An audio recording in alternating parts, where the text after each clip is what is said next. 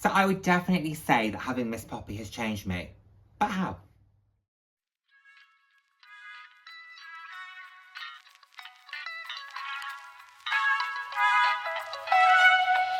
Hello, hello, hello, and the warmest of welcomes to today's video. For those of you who haven't seen my face before, hi, I'm Nick, fab to have you here. For those of you who have seen my face before, thank you so much for joining me again. I hope you enjoy my videos. I put out videos roughly 3 times a week on a range of different topics, anywhere from fashion to slightly more personal topics. So if that sounds like something you'd be interested in, then please do head down, hit subscribe, and turn on the notification bell. I love chatting with you all.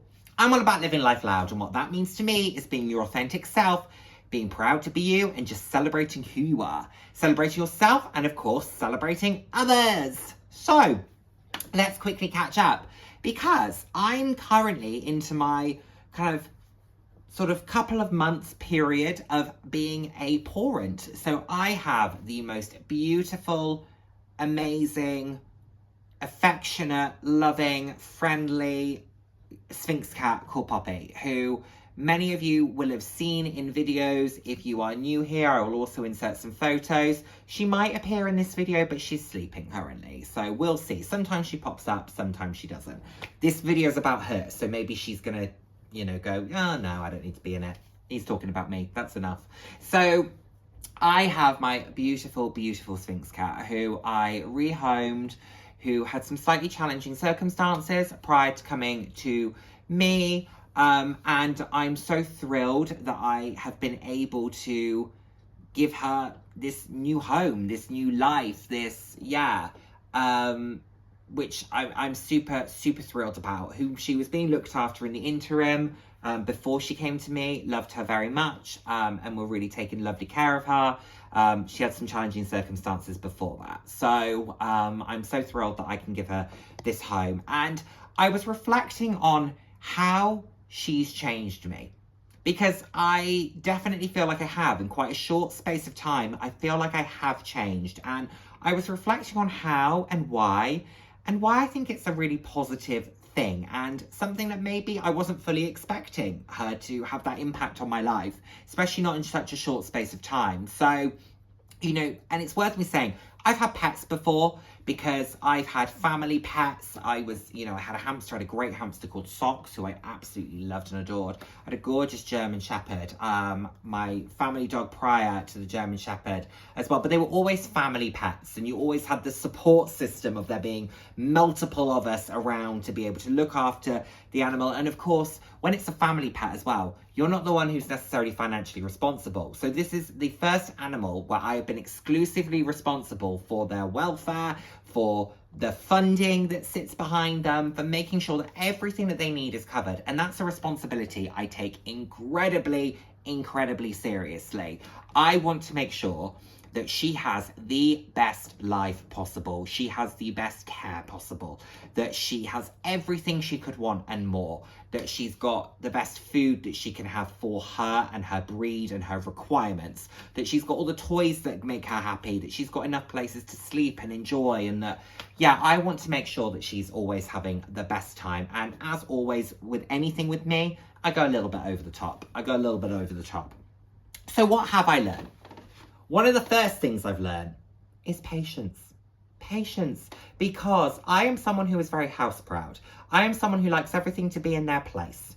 When you have pets, particularly pets that can climb on counters or can climb on surfaces, things don't always stay where they were originally meant to be, because especially where you've got a pet like mine who has a very long tail that can be a bit of a whip, things get knocked over, things get pushed, things get knocked over. She's not vindictive, so she doesn't intentionally push things or anything like that, but she will occasionally knock something. She will move things around. She'll stick her head somewhere. So I will often know where she's been, because cushions will be on the floor, or my shoes where I've got stilettos in a row, they'll be splayed, whereas they normally wouldn't be. And that's because she'll have, I'm sure, stuck her head between the shoes to look at what's going on behind it. Nothing different from the day before, but always good to check. And also, she's very vocal, which I absolutely love.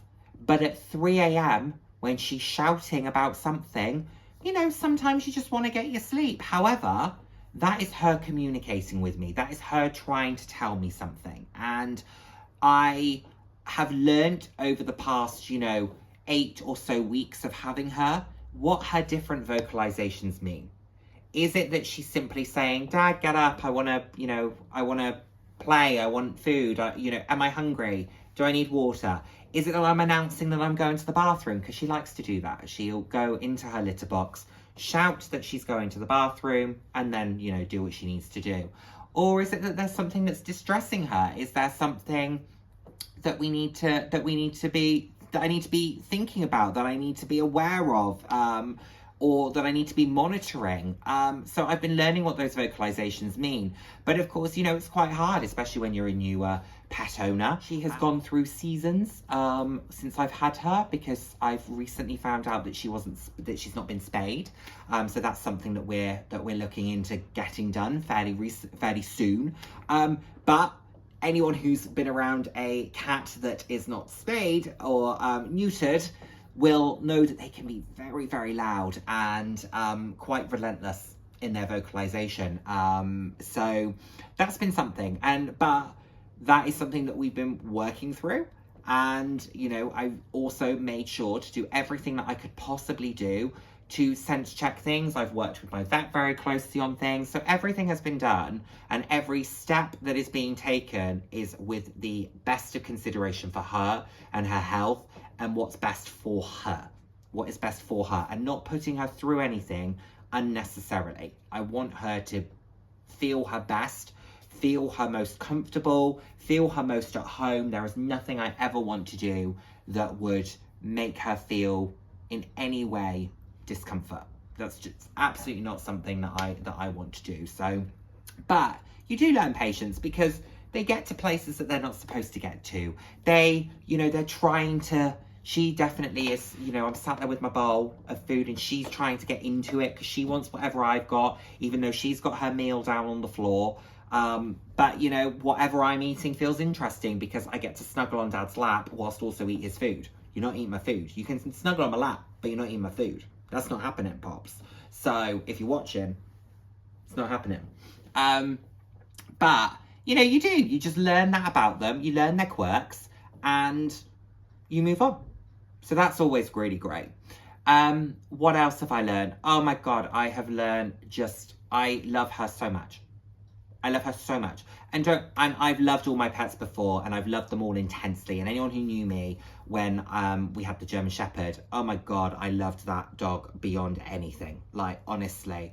And I feel that same way about her. I just love her so much. And like I said earlier, everything I do, she's my first thought when I wake up. She's my last thought when I go to bed.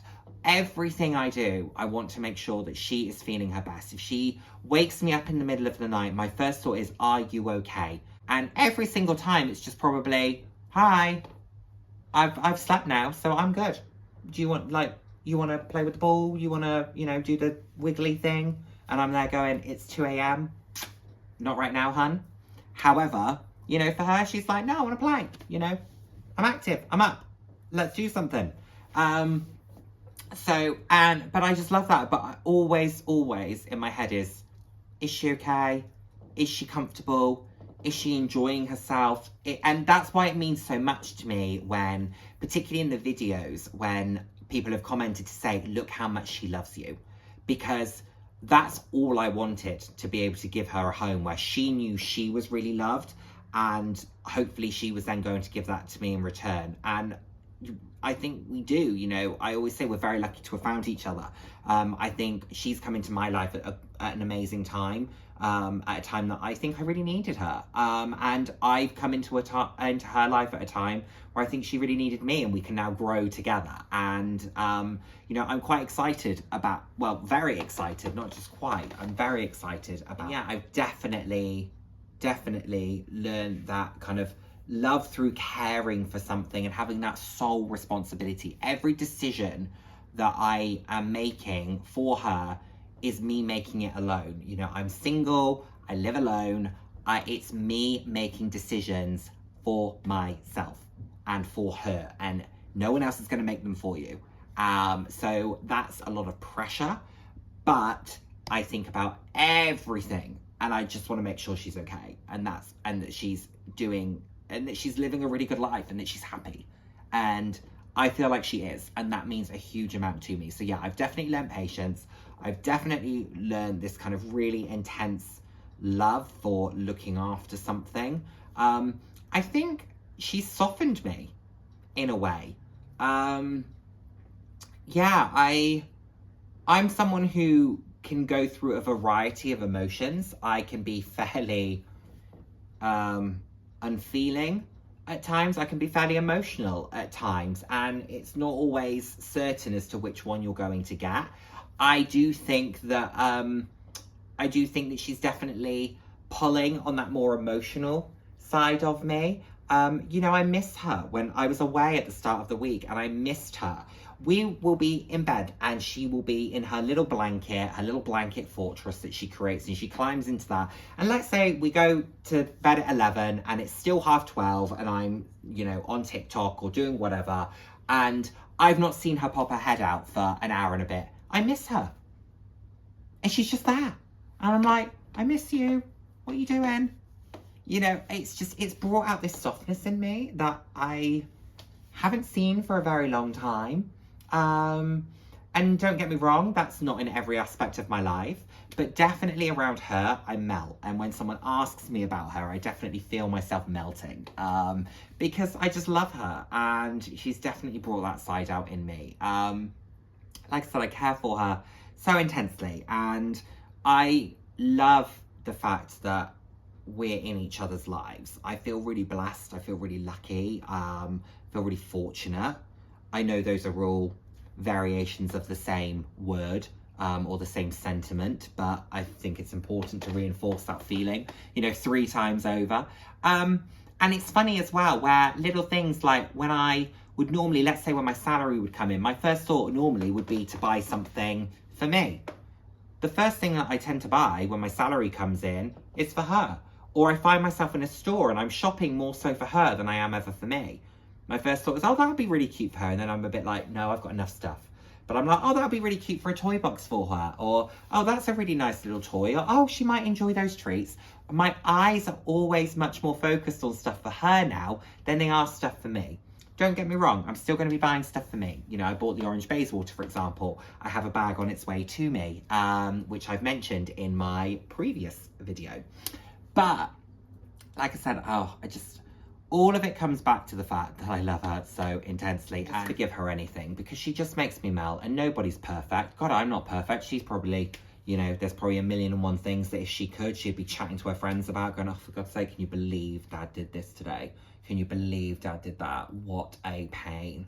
Like, you know, I am sure that there would be things with her that she would be saying, Dad, stop doing that. But yeah, I love her so much. And I love the affection that she shows me as well. And the fact that that's visible. Like I said, it means a huge amount to me that people say, look how much she loves you. Because I do work really hard to give her the best life. And Sphynx cats in general, I think a lot of people have heard of them, have seen them maybe on TV or maybe on TikTok, or they recognize the Friends episode. I've referenced that before. But not everyone knows the work that goes into making sure that their skin is really well looked after, their eyes, their ears, you know, their nails, all of this stuff that you do.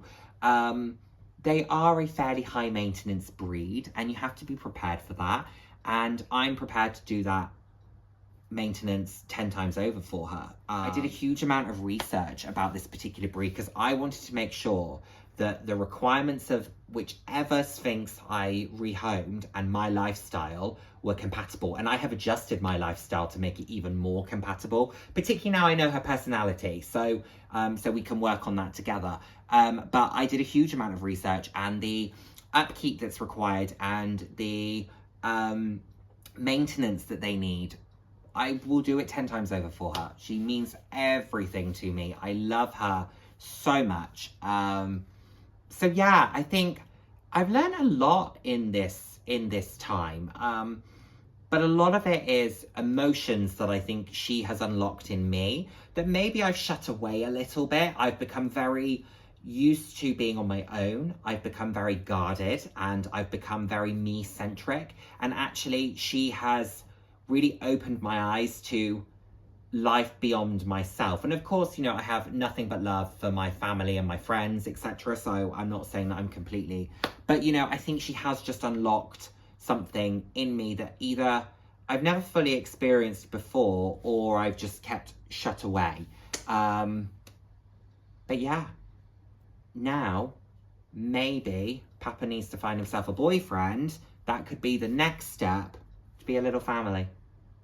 But whoever I date has to know that I come with a lot of pink, a fairly ridiculous bag collection, a good set of stilettos, and a Sphynx cat.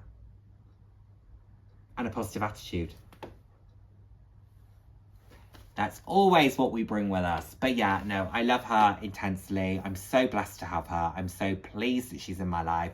I'm so glad that I was able to give her a home where she seems to be incredibly comfortable, incredibly settled. And yeah, I look forward to many years of she and I together.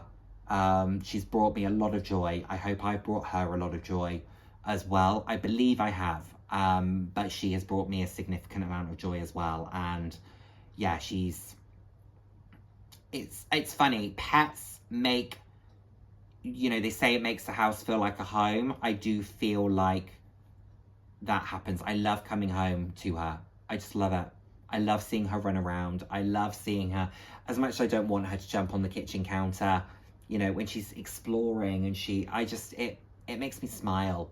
It makes me smile that she feels that comfort to be exploring and to be having fun, and then she'll run and she'll play with her toys and she'll throw a ball over here and chase it, and she's got this little mouse toy that she loves to play with. And you know, she's just brought such energy for something so small, for someone so small. You know, she has brought so much energy into this home, and I love it, and I love her. So there we have it. You know, again, a little bit of a waffly one, but I thought that it would be nice to sit down and document where I'm at. I couldn't be happier with her. I just think she's amazing, and I'm so pleased to have her. And it goes to show it was the right time. I've been thinking about this for a very long time. I waited, and then it felt like the right time. I went for it. She wasn't the first Sphynx that I was in the process of potentially rehoming. But again, that goes to show what's for you won't pass you. And I believe she and I were meant to find one another. And here we are. And she doesn't seem to dislike the colour pink. So there we go. All things are great. Thank you so much as always for watching. And I look forward to seeing you in my next one. Take care, everyone. Bye now.